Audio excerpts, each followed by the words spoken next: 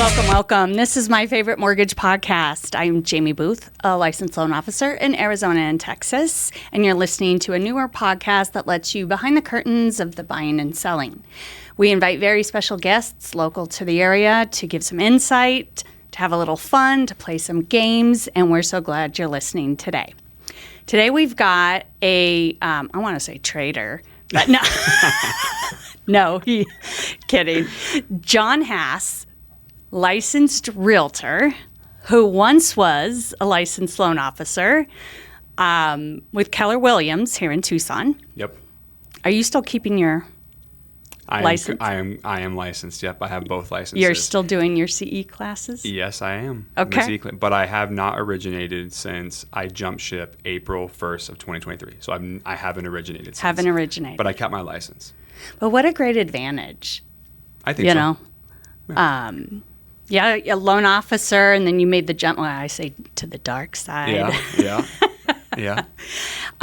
So how does that look, though, when you're helping a buyer that's reached out? So, I mean, for me, I try to stay in my lane, right? I let you guys do your part on the loan origination side. Like I said, I haven't originated since April of 2023. Things have changed, right? Right. Guidelines are changing. Things are always changing within the mortgage industry. So I try to stay in my lane of real estate. Now, I know more than the basics, right? Yeah. So I try to help when I'm there. When they're asking me questions about what can seller concession be used for, how much is my down payment, what are interest rates right now, right? I try to give generics, but I know specifics, right? Right. I know the FHA guideline, VA, USDA, conventional. Depending on what we're doing, I am giving more insight because I know what's going on. Right. But I always refer back to the lender because I want that to be your guys' lane. I don't want to overshadow that. And I don't want to say something wrong. Right? Things change. Things change every day, right. Month to month. When we were going through it in COVID, things were going up and down and changing guidelines. Right. Variable income is a big thing now. Yeah. So I don't want to overstep. So I always revert back to whoever the lender is. Like, let's ask them that question. But when they ask me things, on the spot, like the basic, what's the down payment minimum for FHA? I used to hear, what's the minimum down payment? And they'd say, I would always hear from agents 5%. And we know that's wrong, right? We know that, right? So I educate, 3.5, depending on what loan program. Right. And then I always ask questions. What loan program did you talk about with your lender? Good setup. Thank you. If they Much say, appreciated. If they say FHA, then I know where to take them, right? Right. And then from the lending standpoint, I know things like peeling paint, fascia. Yeah. I'm looking for things in the home that may cause us problems down the line, and I'm trying to ask for it in the Binzer period. I'm trying to ask for it ahead of time because we know we're going to cross that bridge eventually. Right. And it's always the worst when, and this is something that used to happen on the lending side is, oh, well, your appraiser called out fascia. I'm like, it's not my appraiser. Yeah. The appraiser just called out for fascia. The Right. appraiser called out for peeling paint. So we're trying to, from that lens, look at it that way and say, okay, hey, I think there may be a problem with peeling paint. So I call the listing agent, right, and walk them through where, hey, I think we may have a problem. Do we want to care for it now or when the appraisal comes? And I'm talking about that first 10 days, right, in the Binzer period. So if it does come up, they can't blame any of us because I brought it up. Yeah, right? Good point. Yeah, good things point. like that help out. What a great advantage. So before we get into some really hot topics, I have a few dad jokes. Okay. And I know you had a knock-knock joke. So, kind of. But and this was not intentional. I think I get on like a theme. So this one is more, what's the difference between a good joke and a bad joke? Timing.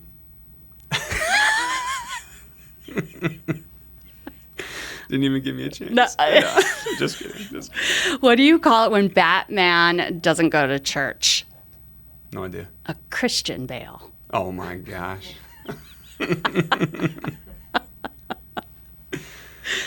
Oh, I like those ones. I had another, and I can't find it now. There was a good one but I think I already did it. What do you call a lost superhero? No clue. A Wonder Woman. Oh my. Oh my gosh. Now I have 3 jokes to tell on the way to school. Just go back through all of my podcasts. I have all these jokes now. I start with dad jokes or puns and stuff, and I have them as notes. But then you ask me one at a party or an event, I can't remember them. Right. So, yeah. bad memory. So let's play a little game. Okay. I'm ready. There's a game, this or that. We'll get to know Jon. Okay. Okay? Coffee or tea? Tea. Tea. Yes. No coffee. Never been a fan of coffee ever. Really? Tried it once, hated it, but I drink tea every day. Sweet tea, Unsweet. iced tea, Iced tea. Iced tea. Yep. herbal tea. My go-to is green tea. Nice. Yeah, but I'll take any kind of flavored tea as long as it doesn't have sugar in it. I try to stay away from anything with sugar, drinking wise. Like if I have to drink. Yeah. No, I'm a sugar addict. Apple or Android? Apple. Yeah. Yeah. Blue is our favorite color. Yeah. Do you prefer buyers or sellers? It's a tough one. So contrary to what's happening in my life, I like buyers. I like the education piece. I like walking them through the process. A lot of times they feel there's more appreciation in helping them buy a home than there is sell a home. Still, sometimes it's a little thankless, but buyers are fun. Buyers are fun. More time consuming for sure, but it is fun. First time home buyers. Yeah. Like, never done it before. Asking you, like, they always feel bad asking questions, and we try to like get that out of the way very quickly. Yeah, it's like, hey, you can ask me anything, even if it's loan related, right? And I'll just revert back. Just ask me the question, because if you don't ask one of us, and like the worst thing is not sleeping at night because they think something's wrong on the LE. They think something's wrong with the house. Fear. They think something's going on. I'm like, if you ask us and we can mitigate those questions, then you can go to sleep. Yeah, I always tell people I sleep at night, so should you. Aww. If I'm not stressed, you shouldn't be stressed. Right? I really like that. Realtor or loan officer? Realtor, 100%. Really? 100%. That's why I've never touched a loan. I haven't touched one since I jumped ship. Really? Yeah. When you know what your highest and best use is. So when I was in lending, I was a lead generating lender. I'd be on the phones, just pounding the phones, dialing while we do everything. Like, I'll tell you right now, I think, and I stand by this, loan officers are the most important part of the entire transaction. You don't get enough credit. Thank you. You don't, yeah, because both sides of the fence now, right? You don't get enough credit. It's super thankless. You know, a lot of times, like now I see it where they're like, thank you for helping me buy my house. And I'm like, well, all I did was show you the house. I was there for the Binzer, and then we do things. I'm not going to say buyers, agents, and listings don't do anything, but when you know what your lender went through to help them with underwriting, with processing, with the appraiser, with everything that you guys can't control, right? Yeah. The client not sending you documents on time, screenshots, getting mad, they send the wrong document, right?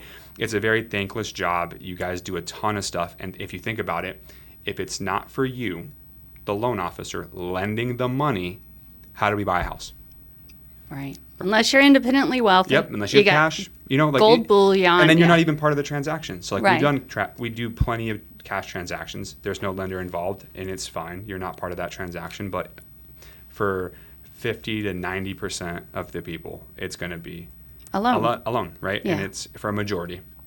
I said 50 to 90 because 50% of the houses that sell sometimes in Tucson are cash, but we know a majority of people that we work with have loans because you take out all the investors, right? Like they don't need loans. They get hard money and all that stuff, right? But a majority of the transactions are going to be done with a loan, and it's a loan officer. They need, and then you guys just get shit on, and it's unfortunate, right? Yeah. But that's why I picked the real estate side. And then to go back to my highest and best use, I was a lead generating lender, would always generate my own buyers. I would generate listings for agents that I was working with, right? Because I would just dial and dial and dial and dial. And originally, I was actually supposed to jump ship in 2020.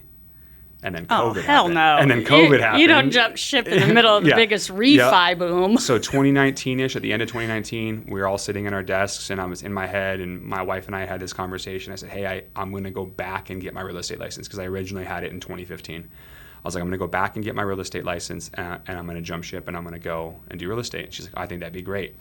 And then like a month later, COVID happened. So then 3 months later, March, right, is when COVID really... When we shut down. It was coming in, but... Yeah, it was coming in, and we didn't know what was going on yet. Right. So I kind of just stayed where I was, and then COVID happened, and I was like, well, I'm going to sit down at my desk, and I am going to do, purchases and refinances. And I just sat at home, and then we, crushed it in 2020. Yeah. And then 2021, still kind of the same effect. And then in 22, It was only for maybe the first 6 months. yeah. And then we kept it going, and then like 22 happened, and I was like, okay, this has got to be my last year. And then we made a move to a different mortgage company, so I was like, okay, let me stay while I make the move. And then 23, I looked at my wife. We were on the way back from Mexico City. I just had LASIK surgery in Mexico City. We were on the flight. I looked at her and I said, this is it, 2023. I'm not going to originate anymore. I came in the next day, and I have a business partner. I sat down with them. I looked at him. I said, I'm quitting the mortgage industry, but I'm going to do it the right way. I'm going to get my license. I'm going to give you the rest of this year. I'm going to give it my all the rest of this year, and then I'm done. And that was it. Checked out. Just knew real estate was for me, right? And then you fast forward. My first year started in April, the first of 2023. That year helped 23 people. Wow. This year on pace for 60. Our John, team's on great. pace for 120. Last year we did 40, so we tripled our business. And you said 3 guys, Three right? guys. 3 guys. 3 guys. 120 transactions. Yep. In what people Yep. have said is one of the worst markets ever. Yes. And I think that, we're similar in the way that, you did hustle on a level that it becomes so ingrained in your DNA that there aren't bad times. Yeah, it may slow down, but you keep going because you've instilled that work ethic and that grit so long ago that when it does become really hard, it's not as hard as the next guy who kind of coasted. Oh, yeah, for sure. Yeah. I mean, I have this thing, we have a couple sayings on our team, and one of our big mottos is on our team, just make peace with the process. I know what the process is. I know what I'm doing when I wake up. I know what I'm doing before I go to bed. Like my day's already set for me the day before or weeks before. Like it's just, we do a boring business. Call people, talk to people, show houses, right? Like we get in that boring, but I made peace with that process. Our team never does nothing. So if you're just sitting there, like never do nothing. Do something. God, I wouldn't even know how to do nothing. Yeah, I mean, people will sit there, and then the work ethic goes back to just like, I was an athlete growing up, so just that, when like Discipline. Everybody wants like the end result and their why, right? They want it. Oh, I want it so bad. I want the new car, the new house. They see you at the moment you are, but they didn't see the steps and the ladders and the hill and the rocks that got in your way and everything to get to that. No one does. Like you see that guy. You can or that tell girl, them. Yeah, I mean, you see that guy and that girl in the gym that look phenomenally fit, and the amount of effort they had to put in to get there. Yeah. But you don't see that. You don't see them looking at a cookie, looking at cake and being like, I want to eat that, right? You don't see that. You don't feel that with them. All you see is, man, I wish I had those abs. Man, I wish I had those biceps or whatever it is, right? Yeah, so it's I the same don't thing. have that one. I don't go into a gym. But it's like that in business where they see like, people say, this is the hardest market we've been in. And it's like, for you, Right. not for me. Not for me If either. I went from brand new, and yes, I was in the industry as a lender, but if I go from 23 to 60, I almost triple my business. My team almost triples their business. Then was it a hard year for us? Nope. Best year we've had. Yeah. Best year we've had in a hard year. And it's because we know what the goal is. The goal was 100 transactions when we set out. The goal was 100. And Good now job. we're at 80, I want to say like 88. With months to spare. With months to spare, with 22 in escrow. So we that the math is there. We already hit it. All we have to do is close out the ones we have, doing nothing else, and we hit the goal we set at the beginning of the year. But we know what that's like. We know that there was a vision to get there. And now that we're almost there, it's like, okay, now how much more can we do? So keep going. And then we all want things, right? And in wanting things and wanting a bigger business, it gets hard. This is what hard feels like. Right. That's it. The work is hard. And there's all these people that you hear online, right? Like Alex Hormozy talks about, like everybody wants things, and like and when it gets hard, like this is just what hard feels like. And that sat with me. It's like, yeah, this is what hard feels like. Yeah. So if I can get through this, what happens if 2020 happened again? I would annihilate 2020, right? Just because of like right. You go back to where you think about, man, I only did 15 that month. Yep. I could have done 25. Yep. Yeah. And then you also learn from, and I'm good with, I talk to everybody. You're in real estate, lending, I'll talk to you. I don't care. I have no ego in my body. I want to talk to everybody. How did you do in 2020? How are you doing this year? What are you doing? How can I help? What can I do? And I like to learn from everybody that's around me, right, to just see, like, do we do this or do we do that, right? And you take what people are doing, what's made them successful, and then you pick and choose the things that you like to do, right? Right. Like, I'm not a big, like, we just did a big open house thing, right, in Sahuarita. Yeah. I'm not a big open house guy. I suck at open houses. So eventually I'll probably stop doing them because it's just not my highest and best use. When I'm there, it's not my thing. But you ask me to make 8 hours worth of phone calls, I'm like, let's go. I'll pound the phones all day long, right? Where people are like, I can't pick up the phone and call anybody. Oh, that call reluctance. Yeah. It's surprising how many people, especially in our industry, that call reluctance. Yep. Yeah. Yeah, if I had waited for, like, I would love to be a sphere agent. I'm just not, right? And there are plenty of sphere agents who, like, they have friends and family. And I was born and raised here. Elaborate for our listeners, what's a sphere agent? So a sphere agent is someone who only works with people that know them. So they work with their friends and their family, friends of friends, right? Gotcha. And they come to them. There's no real outreach to them. There's no prospecting, right? They just pounding the phones. Hey, John, I want to buy a house, right? Hey, Jaimie, I need to it. refinance, right? They're just coming in. So the sphere agent just gets the calls inbound, right? Mm-hmm. Man, if I had waited on that, I think I've helped 2 friends this year. You know what's so funny? We were just talking about that with 2 newer agents yesterday. I said, don't count on your friends and family to use you. They know you're new. Right. And this is a huge purchase this is a huge transaction. So they want really the expert. They want someone with the experience. So I said, please don't take it offensively. Don't take it personally. Still love them. But just know you can't depend on them to use you. You may get the courtesy. You may get grandma really wants to help me. But for your really savvy, the ones that are nervous, the ones that have fear, they're probably not going to use you. Right. Because they can smell it. They can see it. They understand. And you've told them. Yeah. They know what you did 6 months ago. Yep. They know that you're not ready to take on and tackle and negotiate and do those things, right? And there is a thing. You can speed up that process, right, by just getting in and doing more, right? With strangers. I've got more than 10,000 hours of dialing. So for me to pick up a phone is easy for me, right? But at one point, I was this scared loan officer, like, oh, I gotta pick up a phone. And they ask us some question, and I'm like texting my manager, what does this mean? Yeah. I don't have time to go and like search the Google. And when I started, there wasn't like all regs. Right. Yep. Right. There wasn't the control F. Yep. To find something. To find the answer.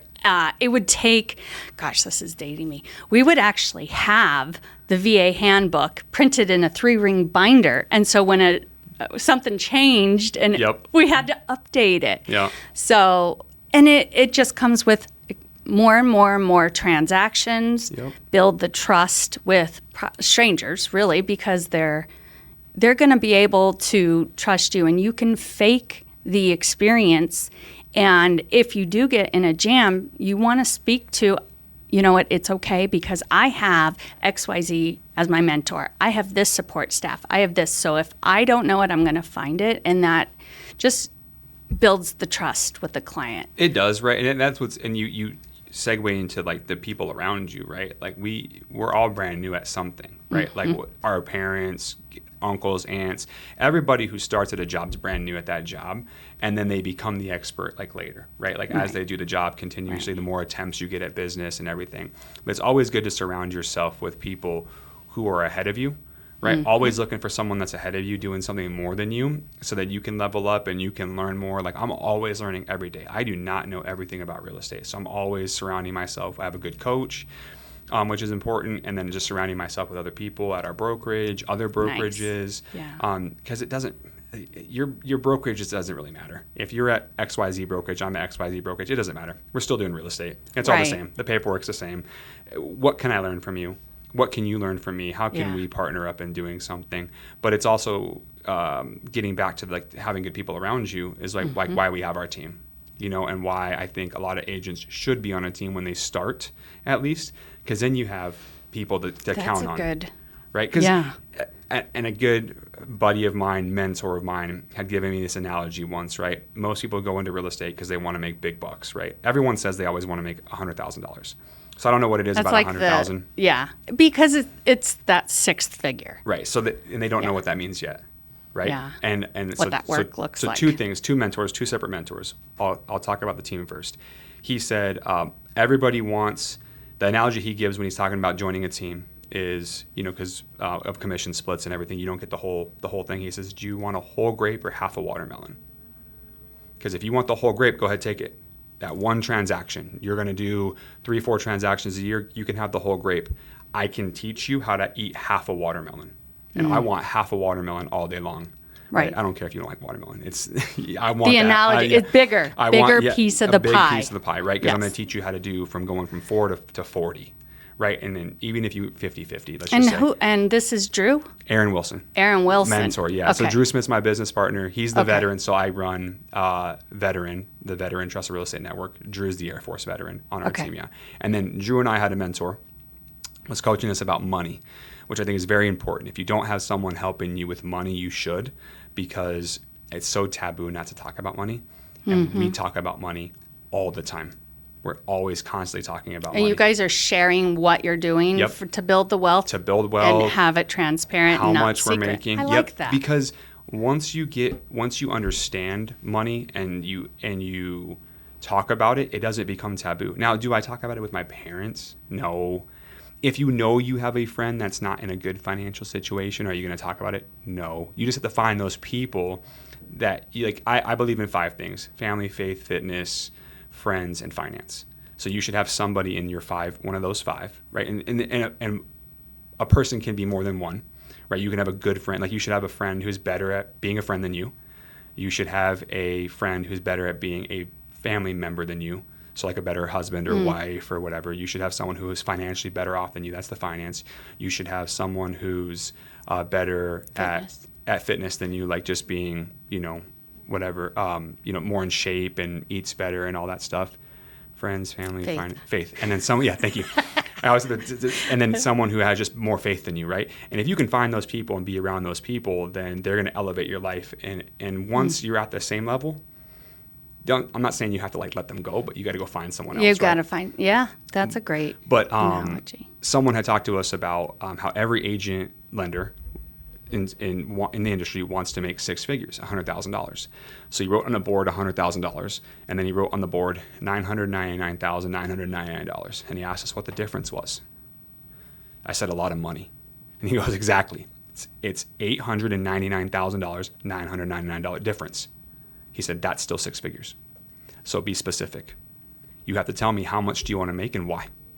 Because when you say, I want to make $100,000, and then you make $100,000, then it's do you stop? Yeah, right. Do you stop? Is it done? Oh, now I want to make $1 million. Okay, so you want to go from 100 to $1 million. You don't want to go from 100 to 120. Right, to 120 to 130 to 150. And it's got to be manageable. So then he tells us, when we meet with him, our goal for the year. When we meet every quarter.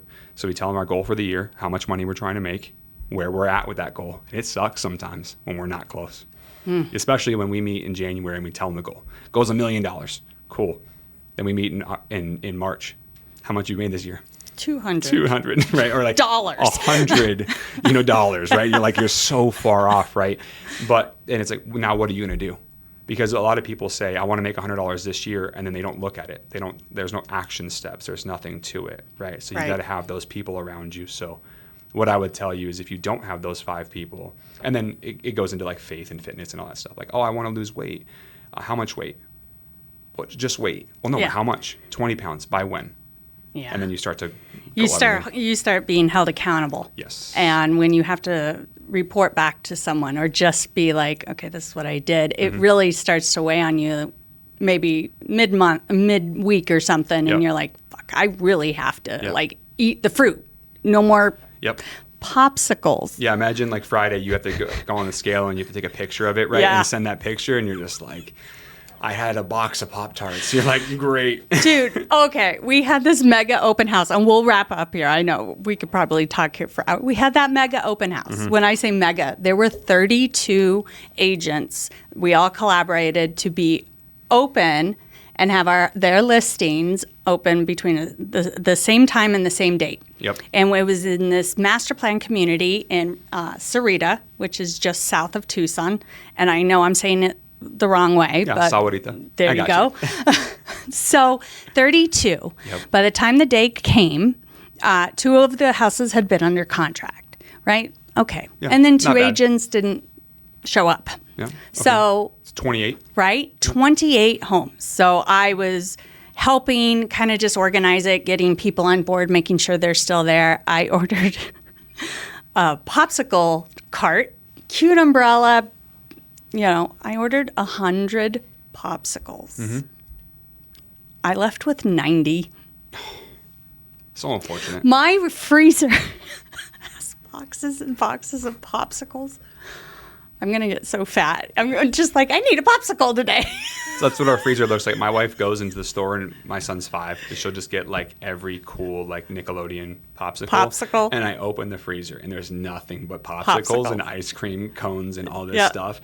And then he just goes in and just goes to town on I have popsicles. a sweet tooth though, John. Like, I have a sweet tooth. But these are the ones that are from Mexico. I saw them on social. They looked great. Yeah. I mean, it's got cane sugar. Yes, it's the paletas. Yes. No high fruit, high fructose, whatever, corn syrup. It is just all natural. So good. So. Yeah. Do you guys want? I'll bring a box of popsicles for you. You take home. Okay.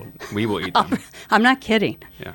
My wife's from. I left with 90 popsicles. My wife's from Hermosillo, Sonora, Mexico. Okay. So then, we know what those are. We love them. I saw them on your social. They're great. Yeah. And and just an off-topic thing that I'll tell you is just it came to my head is because we were talking and you said Sahuarita wrong. Yeah. Right. I'll tell you something to people, loan officers and real estate agents. This will hit with them. When you decide that it becomes a necessity, that it's a non-negotiable to take action in your business, you will. And the example I'll give you is my wife and I have been together 10 years, married 8, have a son.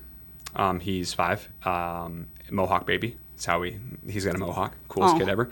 And he's bilingual, speaks Spanish. So I told my wife when I met her 10 years ago, I'll speak Spanish. Then I had my baby. And I was like, I'll learn Spanish with Liam because it'll be easier because you'll be speaking a lot more Spanish. And we wanted to make sure that he got raised bilingual. And then fast forward, we've been together 10 years. I can barely order my own food. That's it. You speak menu. Yep. I can speak the menu. I can ask where the bathroom is. I can ask for another drink. That's it. And it was hurting me because I was like, man, I can't speak to him. Like, why? And I realized during one of our coaching sessions that my family, so my wife, my 2 sons, my family does not need for me to speak Spanish. What they need me to do is provide, sell real estate, right? Mm-hmm. I don't need to speak Spanish because my wife is bilingual, my son is bilingual. I can speak to them, right? So if you have a family and you need to provide, right, there is no excuse. So I wake up every morning with my why. I love that. Right? But it's like that trigger, right? That if maybe my life was different and my wife only spoke Spanish, it would be a need to communicate with her. So I would probably learn Spanish, but I don't. So then the brain just blocks it out. It's like, you do not need to learn this. What you need to learn is scripting. What you need to learn is how to talk to people. Yeah. What you need to learn is how to dial. What you need to learn is sell real estate. And I'm like, okay, great. Like I just had to justify. What a weight though lifted. For sure. When you and then there's that's a thing with the weight being lifted. When you realize that now I don't have to think about that. Because that used to be a big thing in my You carried that kind of guilt almost. Like I can't speak to my mother-in-law. Some of her family doesn't speak good English, and I speak horrible Spanish, right? But all they know is that I love my wife and I take care of I have a stepson, 22, and then my baby, he's 5. And because I take care of them, that's all they care about. So she relays that I'm good. So they're like, okay, he's good. Yeah. Right? And they say hi. And then they make an attempt to they make an attempt. Maybe speak English to you. Exactly. Yeah. But that weight was lifted when I realized that I don't need to learn Spanish. Like that was just like it wasn't going to be a necessity in my life. Like it wasn't going to be live or die for us. It was just gone. And then now more things can fill into that bucket. Well, maybe that'll be their little secret bonding thing. It could be. And just let them have that. Yeah, I'm good with it as long as it's not talking crap. And so what? You wouldn't know. I know, I wouldn't know either. Well, Jon Haas, thank you again so much for coming on My Favorite Mortgage podcast. And if you're listening to this and you want to work with Jon to help you find a home and then me to help you do the loan, you could always reach out to us. You can email us at myfavemortgage@gmail.com. Please like this video, share it to anyone you know that is looking to buy a home. Follow us on YouTube, and Jonathan's information will be attached on the bottom of this video. So we want to thank you again for coming on. Any last word of advice? Buy real estate and wait. Don't wait to buy real estate. There you go. There you go. So we'll see you next time, guys. Bye-bye.